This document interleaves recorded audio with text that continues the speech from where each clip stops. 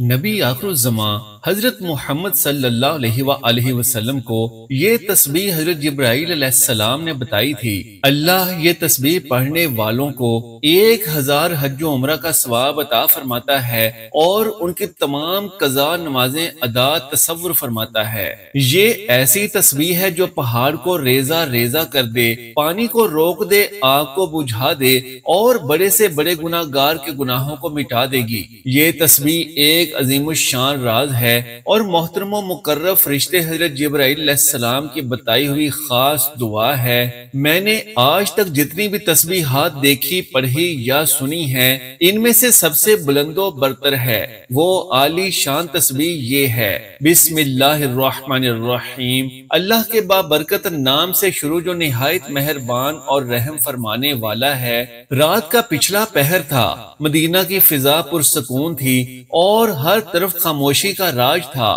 آسمان کا مطلع بالکل صاف تھا، ہوا میں ہلکی سی ٹھنڈک اور جبکہ فضا میں ایک عجیب سا نور چھایا ہوا تھا۔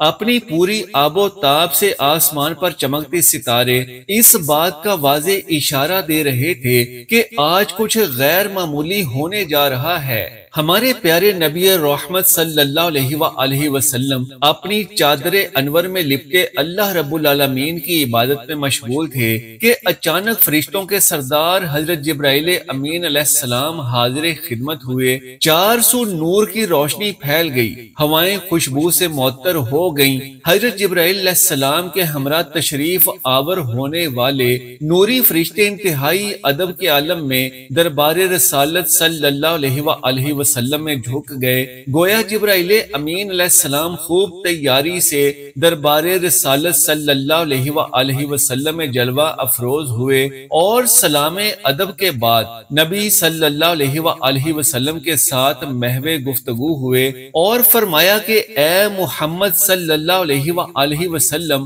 آج میں آپ کی خدمت میں ایک ایسا راز لے کر حاضر ہوا ہوں جو قیامت کے دن بندے کو ایسا مقام و مرتبہ عطا کرے گا کہ دیکھنے والے لوگ ورطہ حیرت میں محو ہو جائیں گے۔ اس شخص کے چہرے سے نور پھوٹے گا جیسے 14ویں کا چاند چمکتا ہے۔ سب کہیں گے کہ یہ کون ہے؟ اللہ کا کوئی برگزیدہ نبی ہے، کوئی خاص ولی اللہ ہے یا پھر کوئی مقرب فرشتہ ہے۔ تب ایک فرشتہ پکارے گا کہ نہیں، ان میں سے کوئی بھی نہیں، بلکہ یہ وہ خوش نصیب شخص ہے کہ جس نے اپنی زندگی میں صرف ایک مرتبہ یہ کلمات پڑھے تھے جو میں آج آپ کو سکھانے آیا ہوں، اور پھر وہ شخص بغیر کسی حساب و کتاب کے جنت میں داخل کر دیا جائے گا۔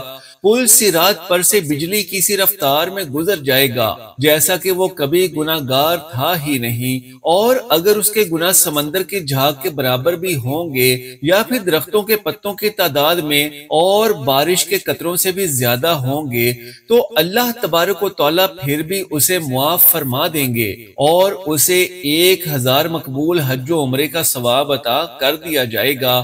حضرت جبرائیل علیہ السلام نے فرمایا کہ اگر یہ کلمات آگ پر پڑھے جائیں گے تو وہ فوراً بجھ جائے گی، پہاڑ پر پڑھے جائیں گے تو وہ ریزہ ریزہ ہو جائے گا۔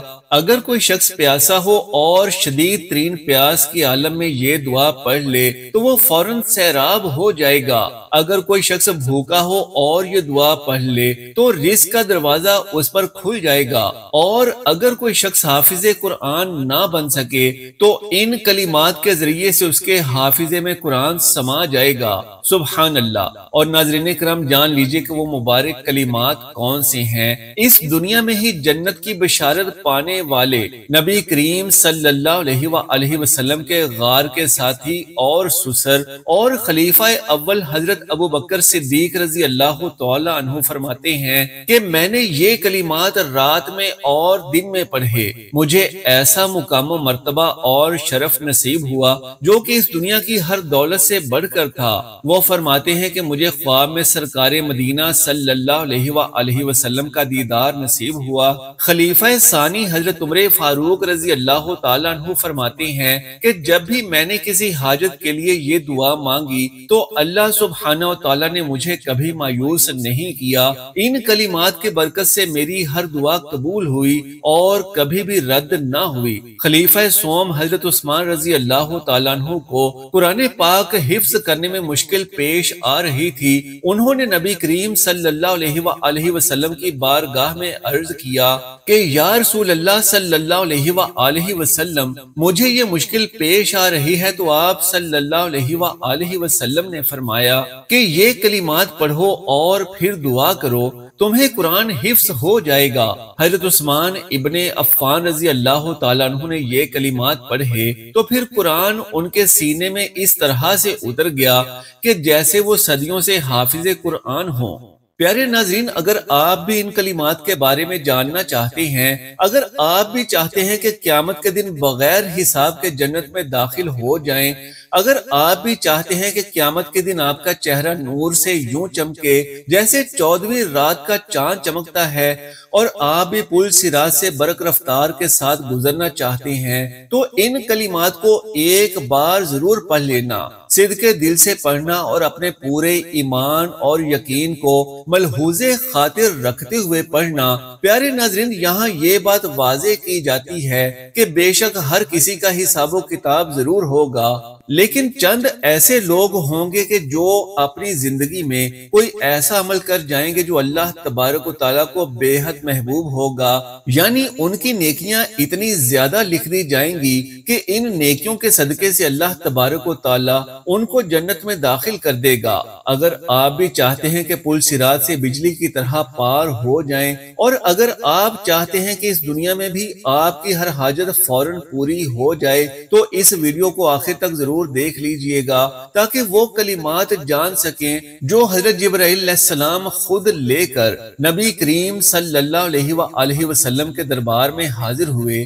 نبی کریم صلی اللہ علیہ وآلہ وسلم نے فرمایا کہ میری امت میں سے 70,000 افراد ایسے اٹھائے جائیں گے کہ جو بغیر کسی حساب و کتاب کے جنت میں داخل ہو جائیں گے۔ یہ وہ لوگ ہوں گے جو جھاڑ پھونک نہیں کرواتے ہوں گے، بدشگونی نہیں لیتے ہوں گے، اللہ پر کامل بھروسہ رکھنے والے ہوں گے۔ تو آپ صلی اللہ علیہ وآلہ وسلم کا یہ فرمان سن کر حضرت عکاشہ رضی اللہ تعالی عنہ نے عرض کیا، اے اللہ کے رسول صلی اللہ علیہ وآلہ وسلم، دعا کر دیجئے کہ میں بھی ان میں شامل ہو جاؤں۔ آپ صلی اللہ علیہ وآلہ وسلم نے فرمایا کہ تم ان میں شامل ہو۔ پھر ایک اور شخص نے کھڑے ہو کر کہا، یا رسول اللہ، میرے لیے بھی دعا فرما دیجئے۔ تو آپ صلی اللہ علیہ وآلہ وسلم نے فرمایا کہ عکاشہ تم پر بازی لے گیا۔ ناظرین، حشر کے دن سورج سوا نیزے پر ہوگا، زمین تانبے کی طرح تپ رہی ہوگی، لوگ پسینے میں ڈوبے ہوئے ہوں گے، ہر شخص خوف زدہ ہوگا کہ نہ جانے اس کے اعمال کا فیصلہ کب ہوگا، کہ لوگوں کے جمع غفیر میں ایک شخص کا چہرہ چمک رہا ہوگا، بلکہ لوگ کہیں گے کہ یہ کوئی تنور ہے یا پھر نور ہے جو 14ویں رات کے چاند کی طرح جگمگا رہا ہے۔ لوگ حیران ہوں گے، ہر طرف سرگوشیاں ہو رہی ہوں گی کہ کیا یہ کوئی نبی ہے، اللہ کا مقرب ولی ہے، یا پھر کوئی مقرب فرشتہ ہے، آخر یہ کون خوش نصیب ہے۔ تو آسمان سے ایک اعلان ہوگا کہ یہ وہ بندہ ہے کہ جس نے اپنی دنیاوی زندگی میں ایسے کلمات پڑھے تھے جو اللہ کے خاص اور مقرب بندوں کے نصیب میں ہی لکھے گئے ہیں، اور اس کے بعد وہ شخص بغیر حساب و کتاب کے جنت میں داخل کر دیا جائے گا۔ پیارے ناظرین، ہر مسلمان یہ چاہتا ہے کہ اسے قرآن پر عبور حاصل ہو جائے،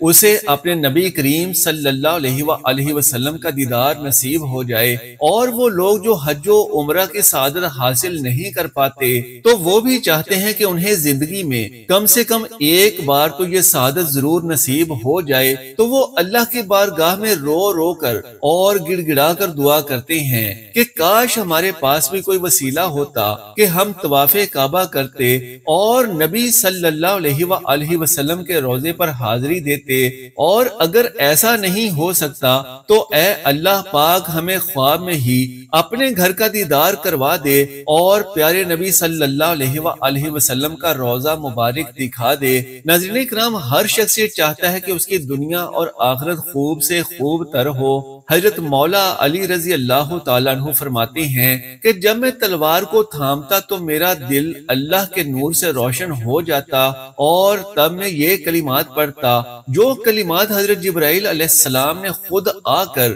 آپ صلی اللہ علیہ وآلہ وسلم کو سکھائے۔ یہ کلمات زمین و آسمان کے درمیان پل باندھ دیتے ہیں اور پھر میری تلوار روشنی کی مانند لمبی ہو کر دشمن کے سینے میں اتر جاتی، جہاں میں چاہتا میرا ہر وار ٹھیک وہیں جاتا، پہاڑ میرے سامنے موم کی طرح پگھل جاتے۔ اور آپ فرماتے ہیں کہ میری تلوار صرف لوہے کی نہیں بلکہ اس میں اللہ کے حکم کی بجلی دوڑتی ہے، دشمن میرا نام سن کر ہی لرز اٹھتے ہیں، میدان جنگ میری ضربوں سے گونجنے لگتا تھا اور میں دیکھتا کہ فتح میرے قدموں میں آ گرتی۔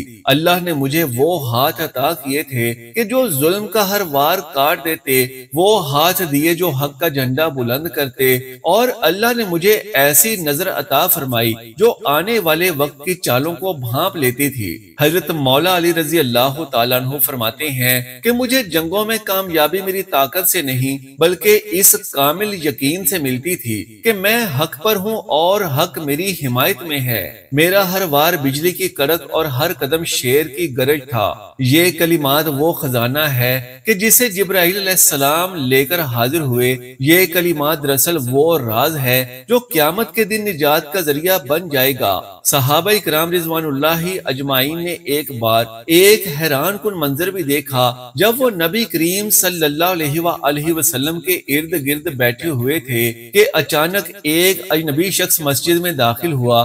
اس کے کپڑے نہایت ہی سفید، بال کالے سیاہ تھے، اس کے چہرے پر سفر کے کوئی آثار نمایاں نہ تھے۔ تمام صحابہ میں سے کسی نے بھی اسے پہلے کبھی نہیں دیکھا تھا۔ پھر وہ شخص نبی کریم صلی اللہ علیہ وآلہ وسلم کے قریب آ کر بالکل آپ کے سامنے بیٹھ گیا، یوں کہ اس نے اپنے گھٹنوں کو نبی کریم صلی اللہ علیہ وآلہ وسلم کے گھٹنوں کے ساتھ ملا دیا اور ہاتھ اپنی زانوں پر رکھ دیے۔ اس نے کہا کہ اے محمد صلی اللہ علیہ وآلہ وسلم، مجھے اسلام کے بارے میں بتائیں۔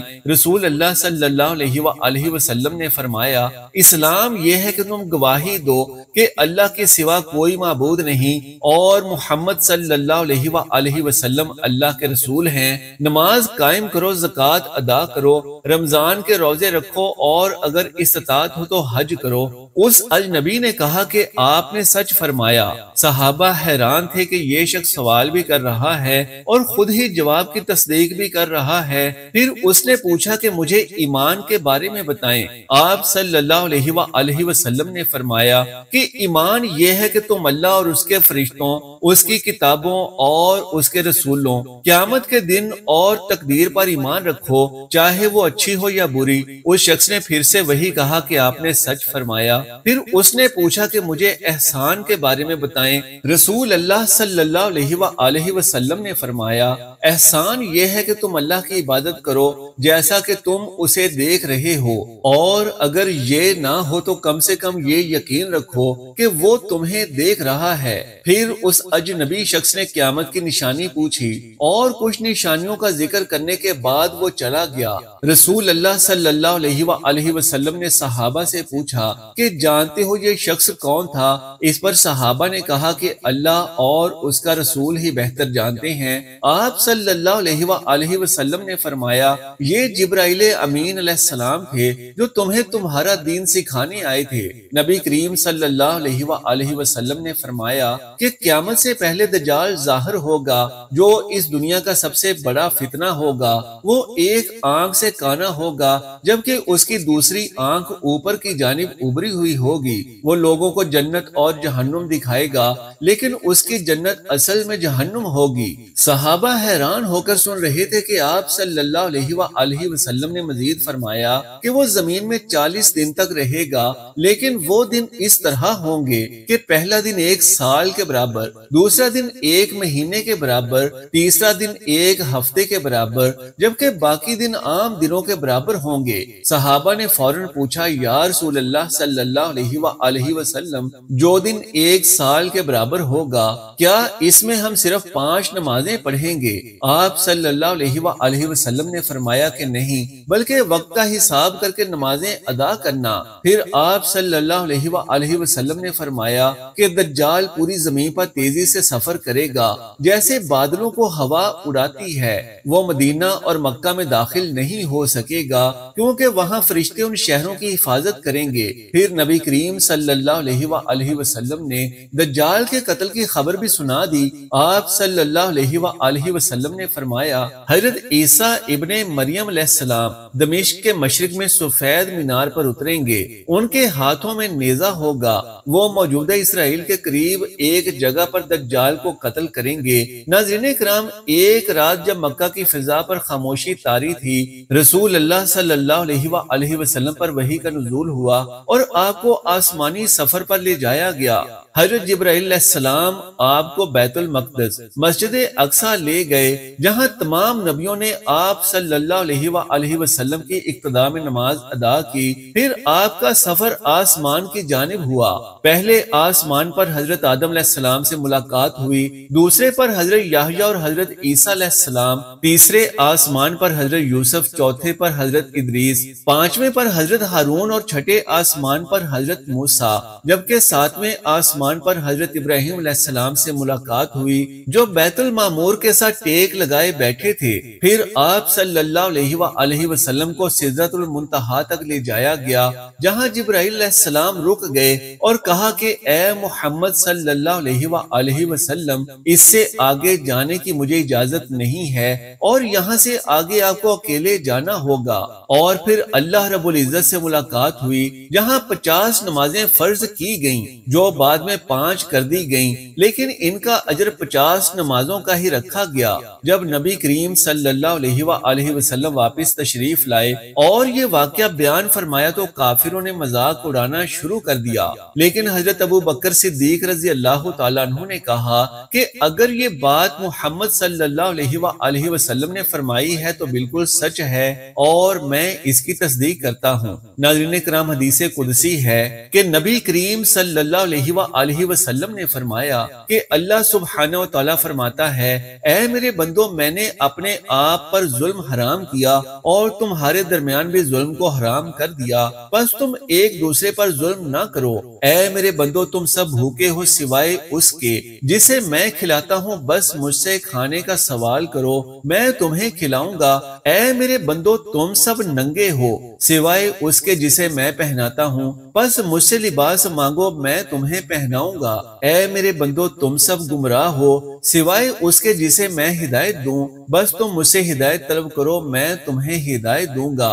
اے میرے بندو، اگر تم سب کے سب چرند پرند اور جن و انس ایک میدان میں کھڑے ہو کر مجھ سے مانگو اور میں سب کو اس کی خواہشات کے مطابق عطا کروں تو میرے خزانوں میں اتنی بھی کمی نہ ہوگی کہ جتنا سمندر میں سوئی کو ڈبونے سے پانی کم ہو جاتا ہے۔ سبحان اللہ۔ پیارے ناظرین، نبی کریم صلی اللہ علیہ وآلہ وسلم نے فرمایا کہ کیا تم جانتے ہو کہ مفلس کون ہے؟ صحابہ نے عرض کیا کہ یا رسول اللہ صلی اللہ علیہ وآلہ وسلم، ہم بھی مفلسوں میں سے ہی ہیں کہ جن کے پاس نہ مال ہو اور نہ درہم۔ اس پر نبی کریم صلی اللہ علیہ وآلہ وسلم نے فرمایا کہ میری امت کا مفلس وہ ہے جو قیامت کے دن نماز، روزہ، حج اور زکوٰۃ لے کر آئے گا، لیکن اس نے کسی کو گالی دی ہوگی، کسی پر تہمت لگائی ہوگی، کسی کا مال کھایا ہوگا، کسی کا خون بہایا ہوگا، کسی کو مارا ہوگا، بس اس کی تمام نیکیاں لوگوں میں بانٹ دی جائیں گی۔ اگر اس کی نیکیاں ختم ہو گئیں لیکن حقوق باقی رہ گئے تو ان لوگوں کے گناہ اس پر ڈال دیے جائیں گے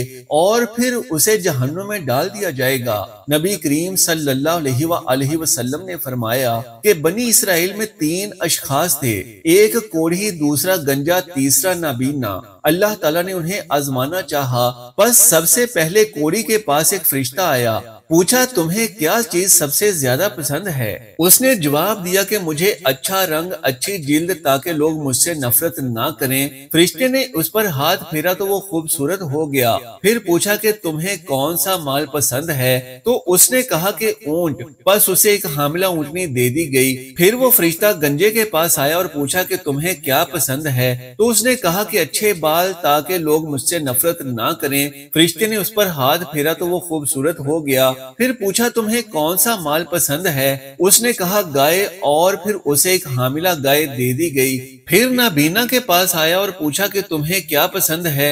اس نے کہا کہ اللہ مجھے بینائی عطا کرے تاکہ میں لوگوں کو دیکھ سکوں۔ فرشتے نے اس پر ہاتھ پھیرا تو وہ نابینا ٹھیک ہو گیا اور اسے نظر آنے لگا۔ پھر فرشتے نے پوچھا کہ تمہیں کون سا مال پسند ہے؟ تو اس نے کہا بکری، پس اسے ایک حاملہ بکری دے دی گئی۔ یہ سب جانور بڑھتے گئے یہاں تک کہ ان کے پاس وادیاں بھر گئیں۔ پھر وہی فرشتہ کوڑی کے پاس اس کی پرانی حالت میں آیا اور کہا کہ مجھے دو، میں محتاج ہوں۔ اس نے کہا کہ یہ سب میرا آبائی مال ہے۔ فرشتے نے کہا کہ اگر تم جھوٹے ہو تو اللہ تمہیں پہلے جیسا کر دے۔ پھر گنجے کے پاس آیا تو اس نے بھی انکار کیا تو اسے بھی دعا دی کہ اللہ تمہیں پہلے جیسا کر دے۔ پھر نابینا کے پاس آیا اور کہا کہ میں مسکین ہوں اور مسافر ہوں، مجھے کچھ دے دو۔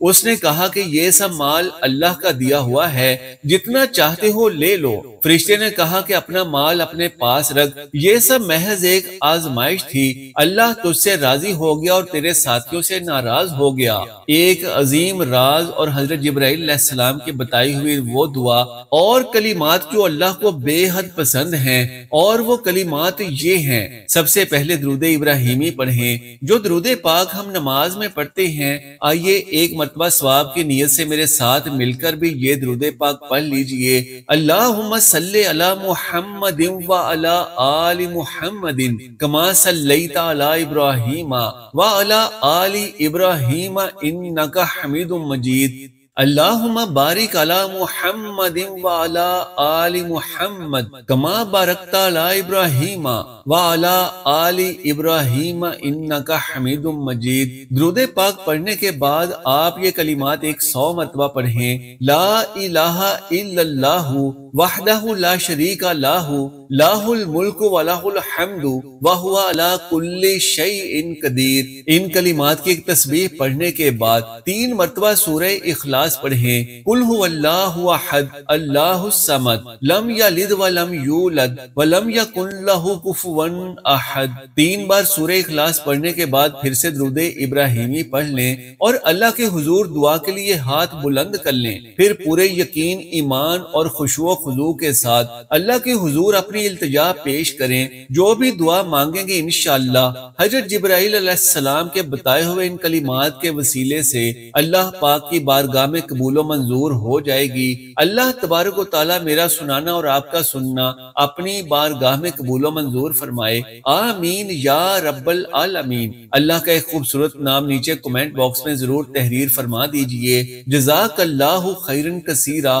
اللہ ہم سب کا حامی و ناصر ہو۔